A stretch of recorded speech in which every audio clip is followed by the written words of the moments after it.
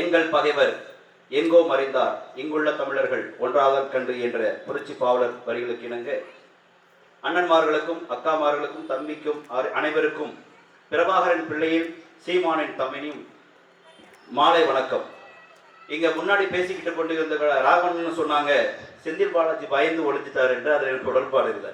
ஏன்னா அவர் பயப்பட மாட்டார். எதெல்லாம் பயப்பட மாட்டார்னா கடைசி நேரத்தில் காசு கொடுத்து கரெக்ட் பண்ணிடலான்னு ஒரு செட்டப் அவர்கிட்ட எப்பயுமே இருக்கலாம். அதனால் அவருக்கு பயம் இருக்காது. மக்களை எப்படி ஏமாற்றுவது என்று உத்தியை கற்றுக்கொண்டு 5 கட்சி அம்பாவாசை என்றும் 10 ரூபாய் பாலாஜி என்றும் பறக்க விட்டு கரூர் மண்ணில் எங்க போனாலும் கரூர்காரெல்லாம் 10 ரூபாய்னு கேட்பாங்க நம்மளை பார்த்து. அந்த அளவுக்கு ஒரு பிரபலப்படுத்திய செந்தில் பாலாஜி இங்கே இருக்கிற வரையில காசுக்குத்தான் மதிப்போம்.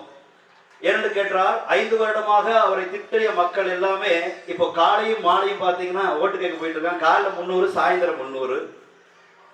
இப்போ டெக்ஸ்டில் வேலைக்கு அதிகமாக ஆட்கள் சேர்றதில்லை. ஏன்னு கேட்டால் நாங்கள் இங்கே காலையில் அதே கட்சி தான், காலையில் அதிமுக ஓட்டு கேட்டு போகிற குரூப்பே சாயந்தரமும் இப்படி மக்களை மாற்றுகின்ற வேலை.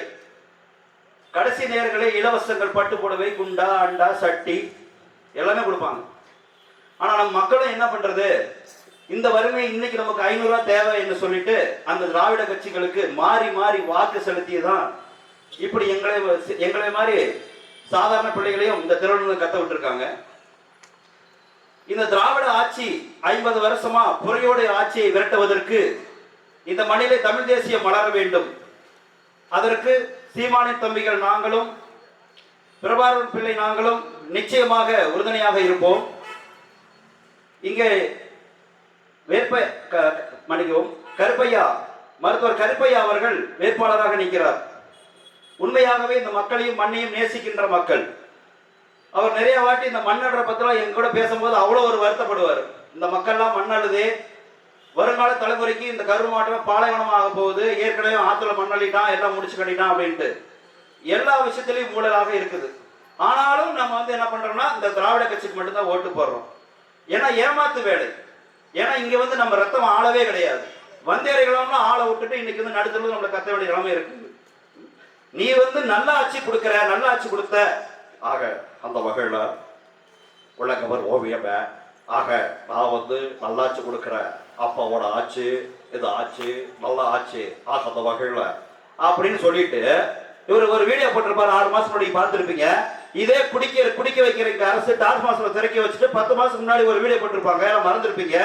மறப்பது மக்கள் எழுபது ஞாபகப்படுத்து போராளி கடமை. நீங்க ஞாபகப்படுத்துறேன்.